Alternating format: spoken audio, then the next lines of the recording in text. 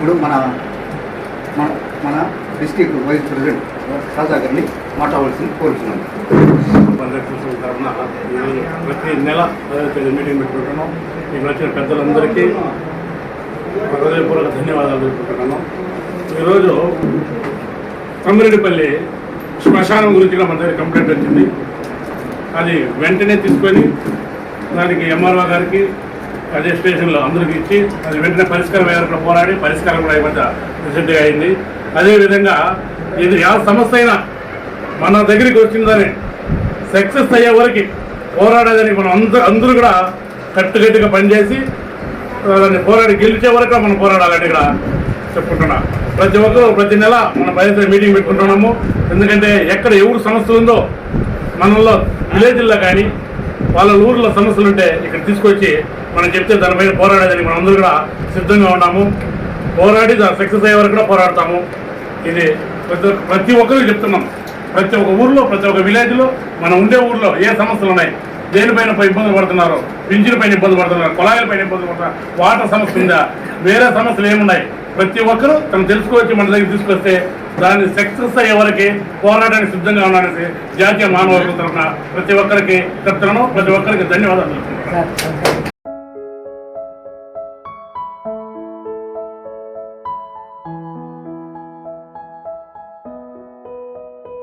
ఈ సంస్థలకు వచ్చిన ఈరోజు అందరికీ నా హృదయపూర్వక జైబీలు.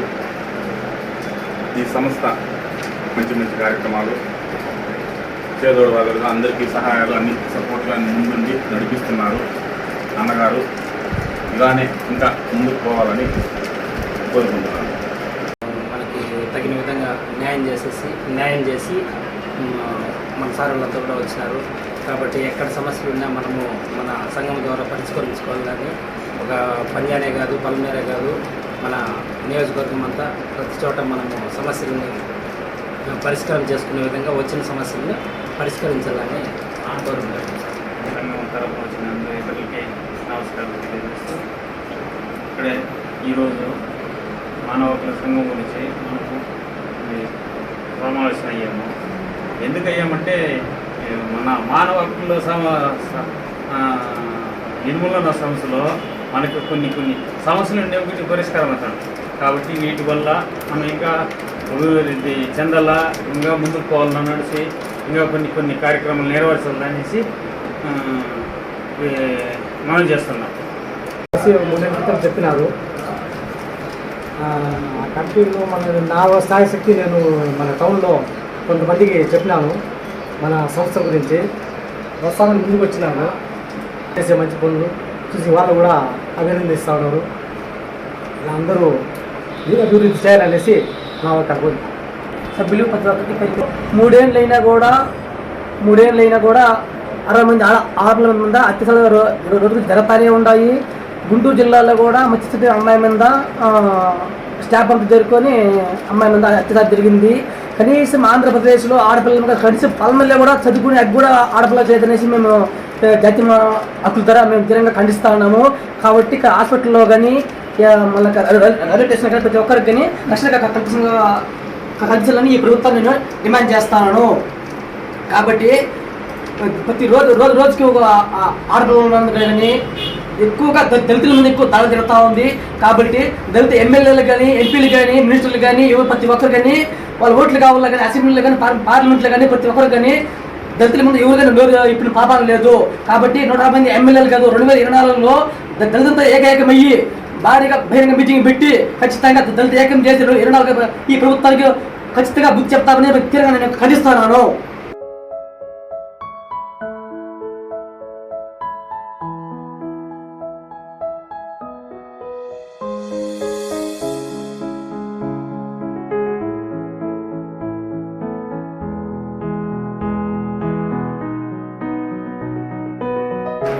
మనము ఈ జాతీయ మానవ హక్కులు మరియు అవినీతి నిర్మూలన సంస్థ కానీ కొన్ని సమస్యల్ని గ్రామీణ ప్రాంతాల్లో కానీ పట్టణ ప్రాంతాల్లో కూడా కొన్ని సమస్యలు మన దగ్గరికి వచ్చినప్పుడు కనీసము 90% అవి సక్సెస్ అయినాయి. రాజకీయాన్ని కొంత పులుపుకొని వాళ్ళు బెదిరిస్తే కొద్ది బెదిరిపోయి కొంత నిర్లక్ష్యం వహిస్తున్నారు కాబట్టి ఆ సమస్యలు కూడా పెరిగిపోయి ఉన్నాయి. అది మన పొరపాటేం కాదు. అదేవిధంగా భవిష్యత్తులో కూడా మన గ్రామీణ ప్రాంతాల్లో ఉన్న సమస్యలపైన ఎక్కువ పనిచేయాల్సి పడతాయి. పెద్ద ఎత్తున మనము గ్రామీణ ప్రాంతాల్లో ఉన్న ప్రజలకి తెలియపరిచేదానికి మనము ప్రయత్నించాలి. మనం ప్రతిసారి కూడా మనం అదే చెప్పుకుంటున్నాం. మనము నాయకులుగా మనము ఈ నియోజకవర్గంలో ఎంపికమైన నాయకులు ఒకరు వాళ్ళ మనసులోనే వాళ్ళ ఇంట్లోనే పరిమితమైతే కష్టమవుతుంది. ఎందుకంటే ఈరోజు జాతీయ మానవ హక్కులు చాలా మట్టికిలిసిపోతా ఉన్నాయి. మాట్లాడలేని పరిస్థితి వస్తూ ఉన్నది. ప్రశ్నించలేని పరిస్థితులు ఉన్నాయి. ఈ విధంగా మనము తిరగలేని పరిస్థితులు ఉన్నాయి, జీవించలేని పరిస్థితులు ఉన్నాయి. హక్కులు పూర్తిగా మట్టగలిసిపోతున్నాయి అనేది మనం స్పష్టంగా చూస్తూనే ఉన్నాం. ఇది ఎవరు తెలియకుండా ఉండేవాళ్ళు ఎవరు లేరు. టీవీలో చూస్తూ ఉన్నారు, పేపర్లో చూస్తూ ఉన్నారు, ప్రత్యక్షంగానూ చూస్తూ ఉన్నారు. ఈ విధంగా మనము మానవ హక్కులు కూడా మనము ఇప్పుడు ఎక్కువ, ఎందుకంటే ఇది జాతీయ మానవ హక్కులు అనేది నేషనల్ లెవెల్లో ఉన్నది. అందులో రిజిస్ట్రేషన్ చేయబడినది. మనకి సర్వ హక్కులు ఉన్నాయి. రాజ్యాంగం కల్పించిన హక్కు ప్రకారంగా, చట్ట ప్రకారంగా మనం ఎవరినైనా కూడా నిలదీసేయచ్చు. నిలదీసే అధికారం మనకు ఉన్నది. మనం ఎందుకు సంఘం, అది సంఘం కాదు, ఇది వ్యవస్థ. ఇది మనకు ఒక మంచి అదేమంటారు బ్రహ్మాస్త్రం లాంటిది. ఇట్లాంటి బ్రహ్మాస్త్రం వచ్చినా కూడా మన చేతిలో ఉంటే కూడా మనం అడగలేక, మనం నిలదీయలేక, మన సమస్యలు పరిష్కరించుకోలేక గమ్మున ఉంటే పరిస్థితి ఏంది? చాలామంది ఈరోజు తనకు కూడా సమస్యలు చెప్పుకోలేక ఈరోజు దళారులు నమ్ముతున్నారు, దళారుల దగ్గరికి వెళ్తున్నారు, అక్కడ బలి అయిపోతున్నారు, డబ్బు ఖర్చు పెట్టుకుంటున్నారు. ఆఖరికి సమస్య పరిష్కారం అయినదంటే నడి రోడ్లోనే వదిలేస్తున్నారు, అర్థాంతంగానే వదిలేస్తున్నారు. దీనికంటే కారణం ఎవరు? ఈ దళారీ వ్యవస్థ. అందుకే మనము నియోజకవర్గ కమిటీని ఎందుకు వేసినామంటే, జిల్లాలో ఏ సంఘము కూడా ఇంత మాత్రము అన్ని కులాలు కలుపుకొని పోయిన చరిత్ర లేదు. నేను ఓపెన్గా చెప్తున్నాను. ఎందుకంటే జిల్లాలో ఉండే ప్రతి ఒక్క మండలం, అన్ని పంచాయతీలు సమస్యలు వచ్చినప్పుడు మతాల సమస్యలు పైన పనిచేయాలా, కులాల సమస్యలు వచ్చినప్పుడు కులాల సమస్యల పైన పనిచేయాలా. వీటిని అన్నింటినీ వేసుకొని ప్రజా సమస్యల పైన ఎక్కువ పోరాటం చేయాల్సి ఉంటుంది. ఈరోజు ఎన్నో సమస్యలు తీర్చినాం. కనీసం 40 సంవత్సరాలు 30 సంవత్సరాలు భూములు కూడా అన్యాక్రాంతం అయిపోయి అన్యాయం చేస్తూ ఉంటే, వేరేవాళ్ళు ఆక్రమించుకొని వాళ్ళు అనుభవిస్తూ ఉంటే వాటిని కూడా కనిపెట్టి ఈరోజు ఒక పరిస్థితికి లబ్ధిదారునికి ఇప్పించేదానికి ప్రయత్నం చేస్తున్నాం. అదే కాదు, చాలా సమస్యలు తీసుకున్నాం. భార్యాభర్తల గొడవలు కావచ్చు, ఏదైనా కూడా కావచ్చు, భూముల సమస్య కావచ్చు, ఒక పెన్షన్లు కావచ్చు, కరెంటు సమస్య కావచ్చు. ఇప్పుడు ఉయ్యాలమిట్ట రామపురము సుబ్రహ్మణ్యం ఉన్నది, 1.5 సంవత్సరం ఉన్నది. డీడీ కట్టి ఆయన కరెంటు పోలు ఇవ్వలేదు, ట్రాన్స్ఫర్ ఇవ్వలేదు. మనం మానవ హక్కులుగా పోయినాము, ఆయన తీర్చినాం. ఈ విధంగా మనము ఎందుకంటే ఆయన స్టాండర్డ్గా నిలిచినారు కాబట్టి మన జనంలో కూడా ఏంటంటే 2 పడవల మీద ప్రయాణిస్తూ ఉన్నారు జనం కూడా. దాన్ని కూడా మనము ఆలోచించుకోవాలి. ఒక సమస్య వచ్చినప్పుడు మనం కూడా అనుకుంటాం, వాళ్ళు 2 పడవల మీద ప్రయాణిస్తున్నారు, దాన్ని కొంచెం స్లో చేయాలని. మేము ఏమంటే గమనిస్తూ ఉంటాం. మేము ఏమంటే ఎవరికి భయపడే అవసరం లేదు. మనమందరం కూడా భయపడి పనిచేయాల్సిన అవసరం లేదు. తెగించి త్యాగంతో కూడుకున్న మూమెంట్గా ఉన్నది కాబట్టి దానికి అనుగుణంగా మనము అందరూ నడుచుకోవాలని చెప్పి నేను కూడా అభిప్రాయం వ్యక్తం చేస్తాను. ఎందుకంటే మనం ఎందుకు భయపడాలా? ఎవరి కోసం భయపడాలా? మనం ఎందుకు భయపడుతున్నామంటే మనలో లోపాలు ఉంటాయి కదా, అది మనం భయపడుతున్నాం. మనలో లోపాలు లేనప్పుడు ఎవరికి భయపడాల్సిన పని లేదు. అంతెందుకండి, మన ఒక మీటింగులో జర్నలిస్టులు విమర్శించినారు ఆఫీసర్లే, బయట తెరమేస్తామండి. ఒక టీవీ ఛానల్ కానీ ఒక పత్రిక కానీ ఎన్ని గవర్నమెంట్ సిస్టమ్ ప్రకారంగా లైసెన్స్ తీసుకుంటారు. లైసెన్స్ గుర్తింపు కార్డు కదా ఇచ్చింది. మనకన్నా మానవ హక్కుల సంఘము గుర్తింపు కార్డు ఇచ్చినది. నువ్వు మానవ హక్కుల సంఘం నాయకుడు కాదు అంటే ఇచ్చిందా? దీనికి ఏంది? ఇది రిజిస్ట్రేషన్ చేసినాం. గవర్నమెంట్ నామ్స్ ప్రకారంగా మనము రిజిస్ట్రేషన్ చేసుకున్నాం. రిజిస్ట్రేషన్ చేసుకుని చట్టబద్ధంగా మనం అడుగుతాం. అట్లా జర్నలిస్టులు కూడా నేను కౌంటర్ పెట్టాను, నేను గ్రూప్లోనే పెట్టాను. దానికంతా దిమ్ము తిరిగిపోయినది, కొంత అధికారులు కూడా కానీ దిమ్ము తిరిగిపోయినది.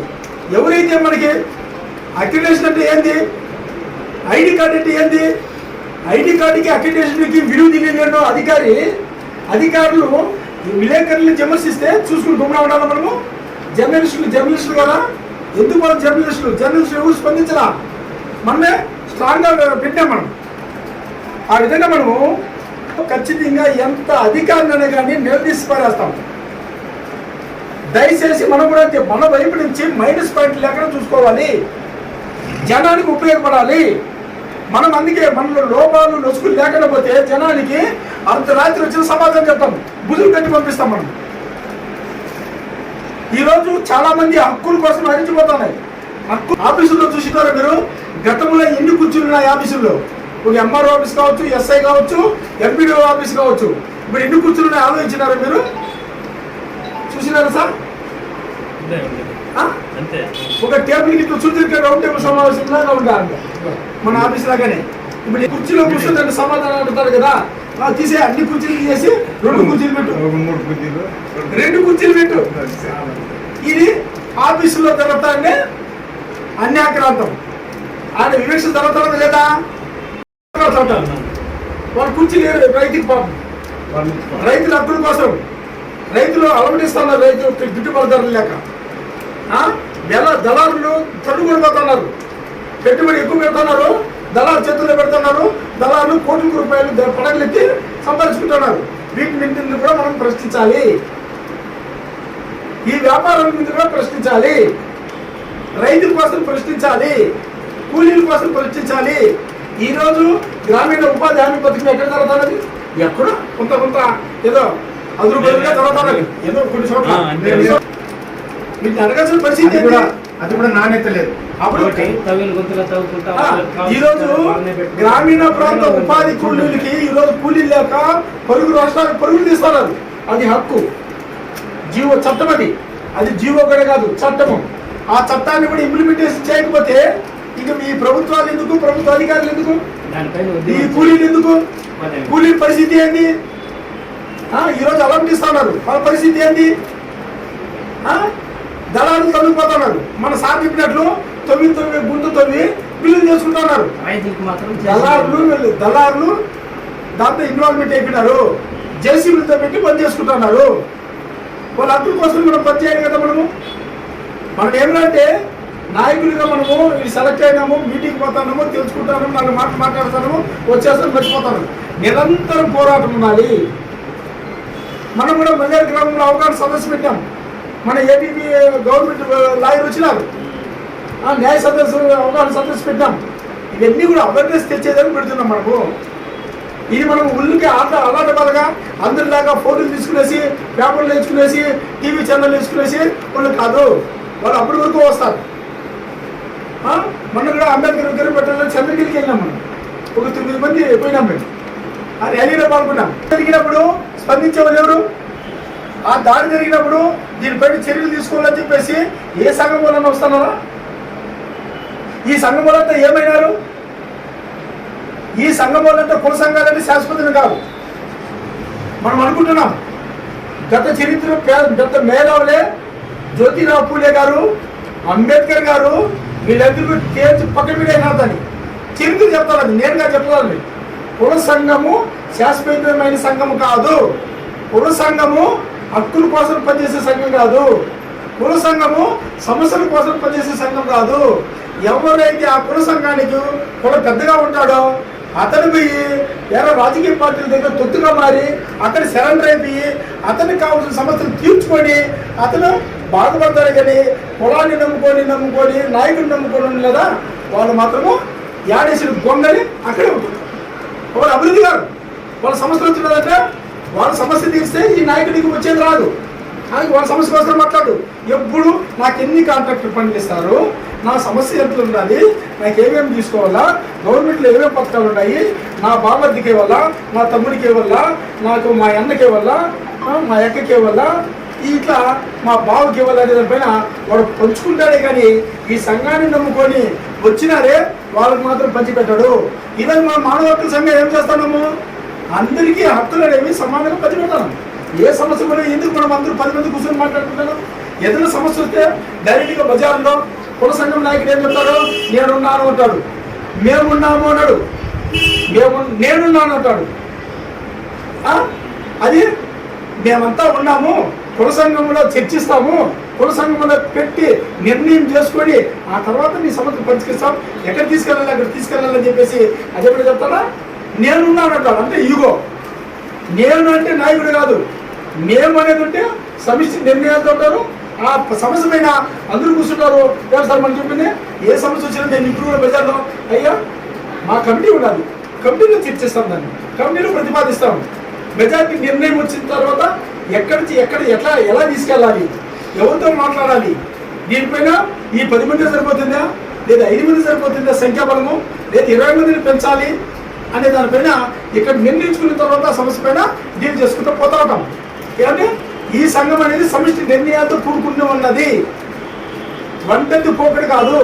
ఐడి కార్డులు అడిగితే కూడా మేము ఏం చెప్తాం, మన సార్లు కూడా అడిగితే కూడా లేదు మేము ఇక్కడ చెప్పము, మీకు ఐడి కార్డులు కావాలంటే మా ఆఫీస్కి రండి కూర్చున్నాము, కూర్చున్న తర్వాత మా విధానాలు ఏంటో చెప్తాం, మీ విధానాలు ఏంటో చెప్పాలి. మాకు మీకు మ్యాచ్ అయినందుకు కార్డు ఇస్తాం, మాకు మీకు కాలేదు స్వార్థం చూసుకుంటారు ఏమే మీకోసం మీకు అయ్యేటటువంటి కార్డు మాత్రము ఇవ్వమని చెప్పేసినారు సార్. నాకు ఐడి కార్డు లేకపోయినా సమస్య కాదు, హ్యూమన్ రైట్స్కి నేను 24 hours నేను పనిచేస్తాను. మీ కార్యక్రమాలు బాగున్నాయి. ఈ రోజులో మనం తీసుకున్న కార్యక్రమాలు వాట్సాప్లో అందరూ చూస్తున్నారు, చాలామంది చూస్తున్నారు, చాలా ఇష్టపడుతున్నారు. ఇప్పుడు చాలా మేధావులు కూడా మన హ్యూమన్ రైట్స్ కాడికి వస్తున్నారు. మీది కరెక్ట్, హ్యూమన్ రైట్స్ అంటే ఇలా ఉండాలి, ఇలా హ్యూమన్ రైట్స్ చాలా ఉన్నాయి మేము చూసినాము, కానీ అవి నమ్మడం లేదు మేము. వాళ్ళు ఒకరికే సమాధానం లేదు, ఇప్పుడు ఒకరే తిరుగుతుంటూ ఉంటారు, ఎప్పుడు ఎక్కడంటే అక్కడ పడుతూ ఉంటారు, ఎక్కడంటే అక్కడ వసూలు చేసుకుంటున్నారు. ఇది సంఘం కాదు వాళ్ళది, ఇది కరెక్ట్ సంఘము, మేమంతా వస్తాం, అందరూ కలిసి పనిచేయాలి, మంచి పని. ఎలా సంఘం వాళ్ళు కూడా సంఘాల కూడా మనకి ఇన్వాల్వ్మెంట్ అయ్యేదని మనతో మాట్లాడుతున్నారు. మేము కూడా వస్తాం సార్, రేటు వచ్చేయండి. బండ్లు పైన కూడా పేరు వేసుకుంటామని కూడా మనం ఒకరోజు ఒక ఆయన సార్ బండి పైన పేరు వేసుకుంటాను సార్, లేదు బండి పైన మా పేరు అయింది, నువ్వు కార్డు కావాలా రావాలనుకుంటున్నావు అంటే మా పైన ఇష్టం ఉన్నావు కాబట్టి ఆఫీస్కి రా, కూర్చుంటాము, మాట్లాడతాం. ఆ తర్వాత బండి పైన వేస్తాం, బండి పైన ఏ ఇలా ఉందో మేమే నిర్ణయిస్తాం అనే దానిపైన ఖచ్చితంగా తెగతింపుగా తెచ్చి పారేస్తాను. తన బంధువైనా కూడా ఏదో పని చేస్తామని కార్డు హ్యూమన్ రైట్స్లో తెలుసుకోండి. మా ఫ్రెండ్ కానీ ఎవరన్నా కూడా కానీ దాన్ని సమర్థించే పని ఉండదు, సమానత్వం ఉంటుంది, ఇక్కడ స్వార్థం అనేది ఉండదు, సమిష్టి నిర్ణయాలు అనేవి మనం తీసుకుంటాం. ఇంకా చాలా ఉన్నాయి సమస్యలు, వాటిపైన కూడా మనము యుద్ధ ప్రాతిపదికపైన పనిచేయాలి. యుద్ధ ప్రాతిపదికపైన పనిచేస్తేనే జనంలో మనము మానవ హక్కుల సంఘం అనేది ఎలా ఉంటుంది అనే దానిపైన మనము జనానికి చెప్పాలి. ఒకటి మానవ హక్కుల సంఘము హ్యూమన్ రైట్స్ కూడా గవర్నమెంట్ సెలెక్ట్ చేసినాయి, గవర్నమెంట్ దాన్ని ఒక చైర్మన్ పెట్టినారు. కానీ ఒకటి ఆ చైర్మన్ గారు కూడా, నేను తప్పు పట్ల విమర్శ కాదు, అది చైర్మన్ గారు కూడా గవర్నమెంట్ నుంచి ఎంపికైన ప్రతినిధి ఎవరి కోసం పనిచేస్తారు? ఈ కేసు నీరు కార్చంటే నీరు కార్చేస్తారు, ఈ కేసు టేకప్ చేయంటే ఏదో నత్త నరకన అట్లా ముందుకు చేస్తారు. ఇవన్నీ కూడా మనము నమ్మలేదు, నమ్మము కూడా. ఒకటి మనం అంటాం, మన మతస్థుడు ఉద్యోగంలో ఉన్నాడు, మన కులపోడు ఉద్యోగంలో ఉన్నాడు, ఆఫీసరు అని మనం మురిసిపోవాల్సిందే, కానీ మన హక్కుల కోసం వాళ్ళు పనిచేసే చరిత్రలు లేవు. ఎందుకంటే గతంలో ఐపీఎస్ ఐఏఎస్ అధికారులతో మేము భేటీ అయినప్పుడు ఆ భేటీలు బయటపడినారు వాళ్ళు. మీరు అనుకోవచ్చు మా ఊరు కలెక్టర్, మా ఊరు ఎంఆర్ఓ, మా ఊరు డీజీపీ, మా ఊరు డిఐజీ, మా ఊరు ఎస్పీ, మా ఊరు ఎస్ఐ, మా ఊరు సిఐ, మా ఊరు డిఎస్పీ, మీరు అనుకోలే తప్ప, కానీ మా ఊరు మీ పైన ఉండదు, నేను మీకేం చేయలేము, మీరు భ్రమణ పడాల్సిందే, మీరు ప్రచారం చేసుకుంటారు. వాళ్ళు ఓపెన్గా చెప్పినారు, మీరు ప్రచారం చేసుకోవాల్సిందే మా వాడని. మా వాడు మీరు చెప్తున్నారు, మా వాడు మేమేం చేయలేము అని పబ్లిక్ చెప్పినారు. అట్లా ఒక ఎస్సీ ఇప్పుడు మానవ హక్కుల కమిషన్ కూడా గవర్నమెంట్ ఎలా చెప్తుందో అలా చేస్తుందే, కానీ కీలు బొమ్మ, గవర్నమెంట్లో కీలు బొమ్మ. ఈ ఫైల్ మూసాయి అంటే మూసేస్తాం కదా.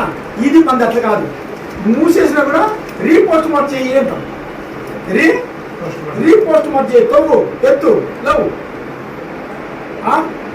పొడిచినారా విషయం ఇచ్చినారా బాడీకి లేచి రీపోస్ట్ మార్క్ చేయి, రీపోస్ట్ మార్క్ చేసి నిజాలు తేల్చు అని చెప్పేసి మనం ఇది మనకున్న హక్కు. పూర్తి చేసినారు కదా, ఇంక మనకేమైనా చేయకాదు. దాని వల్ల లోడినప్పుడే మనము నాయకుడిగా తయారవుతాం, ప్రజలకు గుర్తింపు పొందుతాం, మనుషుల హక్కుల్ని మానవ హక్కుల్ని కాపాడవుతాం. ఈరోజు ఎంతమంది దాడులు జరిగినారు? ఈరోజు బాలచంద్ర గారు దళితుల పైన దాడులు జరుగుతున్నాయి, బీసీల పైన దాడులు జరుగుతున్నాయి, ముస్లిం మైనార్టీల పైన దాడులు జరుగుతున్నాయి. వీటి అన్నింటినీ కూడా కాపాడుకోవాల్సిన బాధ్యత మన అందరిపైన ఉంది.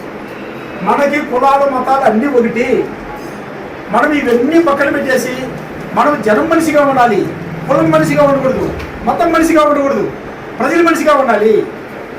ఇలా చేసినప్పుడు మనకి మైండ్ సెట్ అనేది ఒక ఫ్రీ అయిపోతుంది. దానిపైన మనము స్పందించాలి. ఎక్కడ మానవ హక్కులు హరిస్తూ ఉన్నదో, మానవ హక్కులకు భంగం కలుగుతున్నదో వీటన్నిటిని కూడా కనిపెట్టుకొని మనము దానిపైన పనిచేసేందుకు మనమంతా సిద్ధంగా ఉండాలి. మన అప్పుడే రోజు మాట్లాడినాను, కుల సంఘాలు ఎక్కడ కూడా ఈరోజు పదవులు సంపాదించుకొని ఈరోజు ఎమ్మెల్సీలు అయిపోయినారు, ఎమ్మెల్యేలు అయిపోయినారు, మినిస్టర్లు అయిపోయినారు, జెడ్పీటీసీలు అయిపోయినారు, ఎంపీపీలు అయిపోయినారు, అందరూ అయిపోయినారు. ఏమి కులాన్ని అడ్డు పెట్టుకోండి. వాడు పెద్దోడు అవుతారా కానీ మనం పెద్దోడు చేయలేదు. మనం ఆ భ్రమ నుంచి పక్కన పెట్టేసి మనకు రాజ్యాంగం కల్పించిన హక్కుల కోసము మనం తెలుసుకొని వాటిపైన ఫైట్ చేసేదానికి ఉపయోగపడాలి. చట్టాలు ఉన్నాయి, అందుకని చట్టాల గురించి మాట్లాడే వాళ్ళు ఎవరున్నారు? ఆ చట్టాన్ని ప్రయోగించి నిలదీసే వాళ్ళు ఎవరున్నారు? వీటన్నిటిని కూడా మనము ఒక రాబోయే రోజుల్లో కూడా మంచి మంచి మేధావుల్ని పిలుచుకొని ట్రైనింగ్ ఇచ్చేదానికి ఒక వేదిక తయారు చేస్తాను. ఇప్పుడు అంబేద్కర్ ఫిలాసఫీకి కానీ, జ్యోతిరావు ఫిలాసఫీకి కానీ ఎవరు కూడా ఎస్సీ ఎస్టీ బీసీ మైనార్టీలు మంచి అనుభవజ్ఞులు పిలుచుకొని మనము మనోళ్ళకి అవగాహన కల్పించి నాయకులు పిలుచుకొని చట్టాల గురించి వీటి గురించి కూడా మాట్లాడాలని చెప్పేసి మనం కూడా అభిప్రాయం పడతాము. వీటిని కూడా మనం ఎలా బయట నుంచి కూడా మనుషులు వస్తారు, అవగాహన కల్పిస్తారు, చట్టాలని జీవోల్ని అన్నింటినీ కూడా చెప్పేదానికి వాళ్ళు సిద్ధంగా ఉన్నారు. మనం కూడా ఆ వేదిక తయారు చేసుకునే దానికి మనం కూడా ప్రయత్నం చేస్తున్నాం. ఫస్ట్ మనం ఏమిటంటే రాజ్యాంగము అనేది ఫస్ట్ మనం తెలుసుకోవాలా. ఆ రాజ్యాంగంలో ఏమేమి ఉన్నాయి అనే దానిపైన మనం తెలుసుకోవాలా. ఆ రాజ్యాంగంలో చట్టాలు ఏమున్నాయి, చట్టం ఏమి చెప్తున్నది, ఆ చట్టంలో ఆ చట్టాన్ని ఇంప్లిమెంట్ చేసే వ్యక్తి ఎలా ప్రయత్నం చేస్తున్నాడు, ఎలా ఆలోచిస్తున్నాడు, ఎవరి కోసం పనిచేస్తున్నాడు అనే దానిపైన మనకు కూడా ఒక అవగాహన ఉంది. ఈరోజు ఎగ్జాంపుల్ ఒక ముస్లిం ఒక అధికారి ఉన్నారనుకోండి, ఆ అధికారి పైన ఇంటెలిజెన్స్ రిపోర్టు చుట్టుపక్కల ఇన్ఫార్మర్లు ఉంటారు. ఏంటంటే ఈ ముస్లిం ఆఫీసర్ ఉన్నాడు కదా, ఈ ముస్లిం ఆఫీసర్ ఎవరి కోసం పనిచేస్తాడు నిఘా పెట్టండి. అది తెలీదు, ఆ ఆఫీసర్ కూడా తెలీదు. అది ఏమిటంటే సాపకర్ని నీరు లేకపోతాడు సమాచారం. ఇతను ఓన్లీ ముస్లిమ్స్ కోసమే పనిచేస్తున్నాడు, లేకపోయినా కూడా అతను క్రియేట్ చేసి అతనికి ట్రాన్స్ఫర్ చేయించేస్తాడు. నువ్వు అవసరం లేదు, నువ్వు మీ వాళ్ళ కోసం పనిచేసుకుంటే మా వాళ్ళు ఏం కావాలని చెప్పేసి ట్రాన్స్ఫర్ చేస్తాడు. అదే బీసీ అధికారి ఉన్నాడు, బీసీలుగా మంచి పని చేస్తాను, అతను కొన్నాళ్ళు పని చేసేలా ట్రాన్స్ఫర్ చేసే. మన కోసం పని చేయలే కానీ వాళ్ళ కోసం పని చేస్తే రేపు వాళ్ళు హీరోలు అవుతారో మనం హీరోలు అవుతామా? వాళ్ళు మనల్ని ప్రశ్నిస్తారు. అధికారి ఎప్పుడు కూడా కానీ నువ్వు నేను ఉంటే నాయకుడు వాళ్ళిద్దరు జాయింట్ అయిపోయినది. పనిచేసే చరిత్రలు లేవు. ఏదో ముక్కు తుడుపుగా కంటి తుడుపుగా అట్లా ఏదో చేయకపోతే బాగుండదనే ఉద్దేశంతో సమస్యలు తీసుకుంటున్నారు, ఏదో చేస్తున్నారు. అవసరమైతే రాజీ చేసి పడుకోండి అంటారు. ఇది న్యాయస్తుడు అన్యాయం అయిపోతున్నది, అన్యాయస్తుడు హీరో అయిపోతుంది. దానివల్ల వీటన్నిటిపైన కూడా మనము ఖచ్చితంగా పనిచేయాలి. దయచేసి ఏమిటంటే మన కులపోడు కూడా కానీ తప్పు చేసినప్పుడు తప్పుగానే అనాలి. వాడిని మనం సమర్థించుకునేమనుకో వాడు పెద్ద కరుడు కట్టిన తీవ్రవాదిగా తయారైపోతాడు. చిన్న సమస్య వచ్చినప్పుడు మనలో కూడా కానీ ఏదైనా చిన్న పొరపాటు జరిగేదా దానిపైన ఆత్మ పరిశీలన చేసుకోవాలి. ఏమంటున్నా ఎస్ ఆ పొరపాటు జరిగినది, దాని నుంచి నేను బయటపడ కాదు. ఏంటంటే మనం మార్గన్నా మనము ఏదో దొంగ తిరుగుడు మాటలతో గగల్ బాజా మాటలతో నాయకులతో కలుసుకొని వాళ్ళ జెండాలు మోసుకొని మనం ఉంటే ఈ వెనకాలను మనల్ని కూడా మోసం చేస్తున్నాం. లేదు మనము మంచి చేయకపోయినా కూడా చట్టమాత్రం చేయకూడదు జనానికి. అందుకే మిత్రులారా మేము ఒకటే చెప్తున్నాము, మనము ఎవరికి భయపడాల్సిన పని లేదు. ప్రతి ఏ సమస్య వచ్చినా అవసరం అనుకుంటే మన పరిధిలో లేకపోయినా కూడా వేరే పరిధిలో ఉంటే కూడా వాళ్ళ సలహాలను తీసుకొని ఆ సమస్య పరిష్కరించుకునే దానికి మనం కంకణం పెట్టుకున్నాం. ఇది మన కాన్సెప్టు. సరేనా? మనము చిన్న పొరపాటునే మనము సమర్థించుకుని ఆత్మ పరిశీలన చేసుకోకపోతే మనం కూడా వాళ్ళకన్నా ఎక్కువగా మోసగాళ్ళు అయిపోతాం. అందుకే మనం ఒక టీంలో కూర్చొని ఎందుకు మాట్లాడుకుంటున్నామంటే మనకు ఒక కమిట్మెంట్. ఇది ఒక కుటుంబం. ఎలా కుటుంబం ఉండాలా? అప్పులు బాగా అయ్యే కుటుంబం ఉండకూడదు, వీధులు పడే కుటుంబం ఉండకూడదు, అలంతరం సృష్టించే కుటుంబం ఉండకూడదు, స్వార్థమైన కుటుంబం ఉండకూడదు, సరేనా?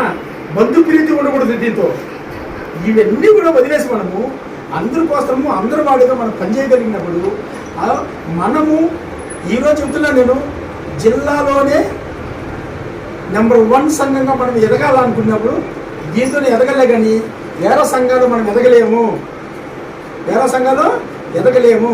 దీంతో ఎదగలేని వాళ్ళు ఎక్కడికి పోయినా విన్నర్ కాలేరు. నేను వేరే సంఘంలో వద్దు, ఇప్పుడు సంఘం వేరే వాళ్ళ సంఘం వాళ్ళతో ఇప్పుడు మనకు ఫోన్లు చేస్తున్నారు, వద్దు సార్ నేను ఇంకో సంఘంలో ఉన్నాను, నేను వచ్చేసినాను, వాళ్ళకి మాకు కాదు అని చెప్పేసి వచ్చినాను. కానీ ఒక ఉదాహరణకి మనం ఒక విలేకరు పైన దాడి చేసినాం. ఒక పార్టీ నాయకుడు ఏదో ఎవరైనా ఉండొచ్చు, ఒక మోతుబారి, ఒక భూస్వామి దాడి చేసినాడు. దాడి చేసినప్పుడు శాలను కప్పుకున్నదంతా మేము సంఘ నాయకులు అని చెప్పు హల్చల్ చేసుకుని కాలని ఎగరేసేవాళ్ళు ఆ విలేకరి పైన దాడి చేసినప్పుడు ఎందుకు ఆ సంఘ నాయకులు ఏమైనారు? సంఘం నాయకులు ఏమైనారు? లాస్ట్కి ఎఫ్ఐఆర్ కట్టించేంత వరకు సరేనా మనం మానవ హక్కుల సంఘం ఉన్నాం.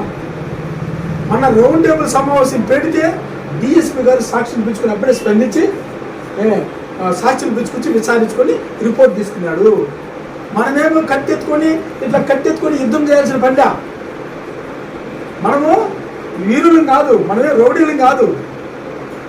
రాజ్యాంగంలో సమాజంలో మనం ఒక వ్యక్తి చట్టం తెలుసుకున్న తర్వాత దీనికి ఎలా పొగబెట్టాలనే దానిపైన మనం పొగబెడతా రావాలి. కానీ మనం యుద్ధం చేయించాలే కానీ యుద్ధం మనం చేయకూడదు. సరేనా?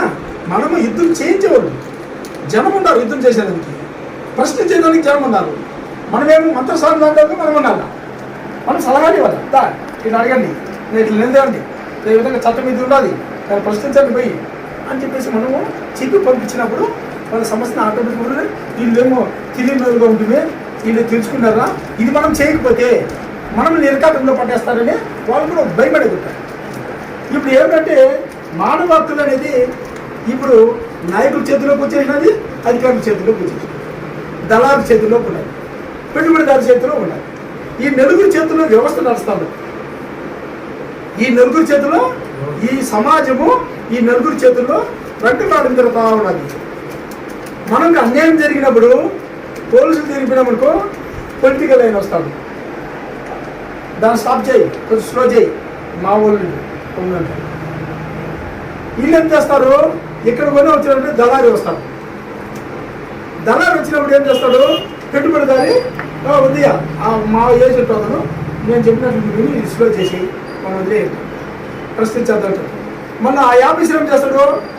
వచ్చేసి మన నలుగురు తీరు వచ్చేసి భుజం చేయాల్సిందంటే అప్పటికి మనము ఐస్ దాకా కరిగిపోతాం. మనం కఠినంగా ఉంటే కూడా ఆఫీసర్ వచ్చి మనం ఒక ఎంపీడీఓ ఒక కలెక్టర్ వచ్చి మన భుజం చేసినాడు.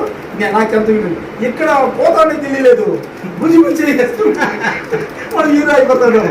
అవన్నీ కూడా భుజం చేసేది ఎందుకంటే మనం మోసం ఇచ్చేదానికి నువ్వు ఏడో ఉండరా బుద్ధుడా, నువ్వు మాట్లాడద్దా, నువ్వు ఏడో ఉండు, మా పని మేము చేసుకుంటాము, నువ్వు గమ్మున నీకేం కల్లా చేసుకోవాలి. కుల సంఘ నాయకులు కూడా అదే చేస్తున్నది. ఇప్పుడు ఏం సార్, కుల సంఘ నాయకులు కూడా అదే చేస్తున్నది. కులాల పేరుతో ఎక్కువ దోపిడీ చేస్తున్నారు, కులాల పేరుతో పదవులు సంపాదిస్తున్నారు, కులాల పేరుతో పథకాలు చేసుకుంటున్నారు, కులాల పేరుతో ఆస్తులు సంపాదించుకుంటున్నారు. ఇవన్నీ కూడా మనం ఏంటంటే మనుషులకు మోసం చేసి సంపాదించుకునే ఏజెంట్లు వాళ్ళు. వాళ్ళందరూ కూడా మనం తయారైనప్పుడు, మనం ఖచ్చితంగా కత్తిలాగా తయారైనప్పుడు కత్తి చూసి ఎవరైనా భయపడతారు కదా. మనమేం కత్తిలా కాదు, మనం మైండ్ సెట్కి పొరపెట్టినప్పుడు వాళ్ళు వస్తే వాళ్ళు వదలరా ఇవ్వ గుమ్నాడు. మనమే ఎందుకు పోరాటాలు చేస్తున్నాము? సమస్య వచ్చినప్పుడు పోయి అడుగుతున్నాము. అడిగినప్పుడు ఏం చేస్తున్నాము? 2 సార్లు 3 సార్లు అడుగుతున్నాము. అడగకపోతే ఏం చేస్తున్నాము? వాళ్ళు చేస్తే నిర్వాకాన్ని, వాళ్ళు చేసే నిర్లక్ష్య వైఖరిని మనము నిరసన ద్వారాతో బయట ప్రపంచానికి చెప్తున్నాం. అలానే ఆఫీసర్ ఇట్లా ఏదో పని చేస్తున్నాడు, ఇట్లా పని చేయలేదని బయట ప్రపంచానికి చెప్తున్నాం. అది మనకి ఇచ్చిన హక్కు. అది ధర్నా చేయడము, నిరసన జరపడము ఇవన్నీ హక్కు. రాబోయే రోజుల్లో అడుక్కుంటే పెట్టే మహానుభావులు ఎవరు లేరు. ఖచ్చితంగా తిరగబడితే తప్ప, ప్రశ్నించే తప్ప, నిలబెడితే తప్ప హక్కులు ఎవరు చేయలేరు. ఇవన్నీ తెలుసుకోవాలంటే, ఇవన్నీ చేయాలంటే మనమేం చేయాలా? ఫస్ట్ మనం వాడు తేలాలి, మనం తెలుసుకోవాలి సబ్జెక్టు. ఇది మనము ఒక ఆఫీసర్ తిరిగినప్పుడు వాళ్ళు చేయాల్సిన పనులు కూడా మనం అడగాలి తప్ప. కొన్ని సందర్భాలు ఏమనుకుంటాను ఏమో, రేపు ఇంకో పథకానికి ఏమన్నా తూటి పెడతాడు, ఇది చేపెడతాడేమో, రేపు ఇంకో సమస్య వచ్చినప్పుడు నాకు స్పందిస్తాడేమో. ఒకటి భయపడితే ఆఫీస్ పని చేయకపోతే అప్పుడు అడగండి. తిరగబడి ప్రశ్నించి నిలబెడితే ఖచ్చితంగా వాళ్ళతో ఉంటున్నబ్బా పనిచేసి పంపించేయి అంటారు, వాళ్ళతో ఉంటే తలనొప్పి పంపించేయంట.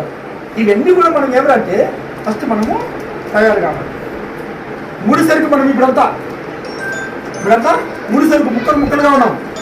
ఇవన్నీ ఒక రాజుగా తయారు కావాలి. దీనికి ఒక రూపం ఉంటారు, ఉద్యమించాలి.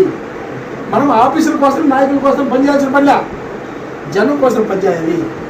జనం అనుకోవచ్చు, మనకోవచ్చు జనం ఎవరు వస్తారు అండి. సమస్య వచ్చినప్పుడు ఆటోమేటిక్గా వస్తుంది. ఈరోజు ఒక గ్రామం పలకాయ ఒకటే వచ్చేది, ఎంతమంది ఇంట్లో నుంచి వచ్చి బయట చూస్తారో ఏదో కలుగుతారని ఊరికి దండరేరు. ఏదో సబ్జెక్ట్ తెలుసుకున్నాం, ఏదో సబ్జెక్ట్ తెలుసుకున్నాంలే పదమ్మా. ఒకరు డైరెక్ట్గా ఆయన అడిగే వాళ్ళు ఉంటారు, కొంతమంది అయితే గడపలో నిలుపుకొని చూసుకుంటారు, ఒకరు వీధిలోకి వచ్చి ఏం చెప్తారో చూద్దామని అనుకుంటారు. ఏందన్నా దండరు అసలు చెప్పండి అంటే ఆయన సబ్జెక్ట్ చెప్తాడు బాబు. లేదంటే ఆడే పలకు కొట్టేసి దండ వేసి పలకు నిలిపేసి చెప్తాడు, అనౌన్స్ చేస్తాడు. అసలు మనం కూడా ఆ విధంగానే తెలుసుకునేదానికి సిద్ధం కావాలని చెప్పేసి రాబోయే రోజుల్లో మంచి సమస్యలపైన అన్ని మండలాల్లోనూ బయటపల్లి ఆల్రెడీగా కమిటీ ఫామ్ చేసి కొంతమంది ఉన్నారు, వాళ్ళు కూడా పిలిపి చేసి కమిటీ వేద్దాము. ఒక ఆయన సంతకం పెట్టాం, ఆయన సంతకం పెడితే ఈ 10 లక్షలు ఇస్తారు పాపం. ఆ ఇంటి మీద ఏదో లోన్ తీసుకుంటారు పాపం, మనకు వద్దని. ఎట్లా ఫస్ట్ పెట్టినది కాంపిటీషన్ వచ్చినది 2001లో మనం పోయినాం. అది పెట్టకూడదని చెప్పి సార్ అయితే మాట్లాడాను. ఎందుకు పెట్టకూడదు సార్? పేదోడైతే ఇల్లు తాకట్టు పెట్టుకుని తన జీవనోపాధి చేసుకుంటాడు. అదే అగ్ర కులాలోడు భూసాయం ఏం చేస్తాడు, తన సెటిల్మెంట్ భూముల్ని బ్యాంకులో పెట్టి బ్యాంకు నుంచి కోట్ల రూపాయలు తీసుకుని వాడు జీవనోపాధి చేస్తాడు. పేదోడు బతికించేది మీ చేత కాదా అని అడిగే ముందుకి మన VRO పిలిపించేసి వచ్చి సభకి పెట్టి పంపించేది రామూర్తి గారు. ఈరోజు 10 లక్షల రూపాయలు వస్తుందా? ఒక మాట కోసం. నేనేమి కష్టపడలేదు, నేనేమో పొడుగు పాలు ఎత్తుకొని కష్టపడలేదు. ఒక్క మాట. ఏం సార్ ఎందుకు పెట్టలేదు? కారణం ఏంటి? దీనివల్ల నా పరిస్థితి ఏంటి? నష్టమేమి? దానికి మేము పూసి ఉంటాం. ఇదేమి దొంగ సొత్తు కాదు, వాళ్ళ నాయ సొత్తు. అది గవర్నమెంట్ కట్టించిన ఇల్లు కాదు, సొంతంగా కట్టించిన ఇల్లు కదా. ఒక 20 లక్షలు ఖర్చు పెట్టినారు. ఏదో ప్రైవేట్ బ్యాంకులో ఇంకా ఆస్తి లేదు, ఒక సెంటు భూమి లేదు. పేదోడు బతికేది ఎట్లా? తన ఇంటినన్న తాకట్టు పెట్టి వాళ్ళ జీవనోపాధులు చేసుకుంటారు సార్. దాని కూడా మీరు సహకరించలేరా అని అడిగే కుదిరికి సంతకం పెట్టి ఇచ్చి పంపించేయమని. ఈరోజు హ్యాపీనా? మనం ఏమైనా పొలుగు పాలు ఎత్తుకుని పనిచేసినామా, ఎండలకు పనిచేసినామా? మాట సాయం చేసేదానికి మనము సిద్ధపడాలి. దాన్ని కూడా మనం సిద్ధపడాలంటే మనం మనుషులు కాదు. అందుకే ఇలాంటివి కూడా మనము చిన్న కూడా కానీ సహకరిస్తూ వాళ్ళ జీవనోపాధులను మెరుగుపరచడానికి మనం అందరూ కూడా ప్రయత్నం చేయాలి. కానీ సలహాలు మాత్రము డబ్బులు ఇస్తే కాదు, మనం సొంతంగా ఇచ్చే సలహాలు, వాటిని సలహాలు ఇచ్చుకొని మనమే అభివృద్ధి చేసుకొని ఆదాయ వనరుల్ని ముందు సంపాదించుకొని ముందుకు కొనసాగడానికి మనం అందరూ కూడా ప్రయత్నం చేస్తామని నేను ఆశిస్తూ ఈ అవకాశం ఇచ్చిన మీ అందరికీ కూడా ప్రత్యేకమైన ధన్యవాదాలు తెలుపుకుంటూ, ఇంకొకటి చిన్న విషయం ఏంటంటే ప్రతి ఆదివారం ప్రతి 10వ తేదీ మనకి మీటింగ్ ఉంది కాబట్టి మనకి ఎన్ని పనులన్నా ఉన్నా వచ్చేసి, ఎందుకంటే సమావేశం అనేది చాలా కీలకము. ఇక్కడ నిర్ణయాలనే మాట్లాడుకుంటాం. మీ పరిధిలో ఏమైనా సమస్యలు ఉంటే కొత్త విషయాలు తెలుసుకుంటాం. వాటిని ఎట్లా పరిష్కారం చేసేదానికి మనం అందరూ కూడా ఆలోచిస్తాము. మనం ఆ సమస్యల కోసం పనిచేస్తే ఆటోమేటిక్గా మన దగ్గరికి వస్తారు. నాయకుల్ని వాళ్ళు దేవుళ్ళుగా పూజించే బదులు, అధికారులు వాళ్ళ దేవుళ్ళుగా పూజించే బదులు మనం దేవుడిగా పూజించకపోయినా వాళ్ళ బంధువులాగా వాళ్ళ కుటుంబ సభ్యుడిగా భావించుకొని ఉంటారని కూడా మనం ఆ విధంగా మనం ప్రయాణించాలని కూడా కోరుకుంటూ సెలవు తీసుకుంటున్నాను మిత్రులారా.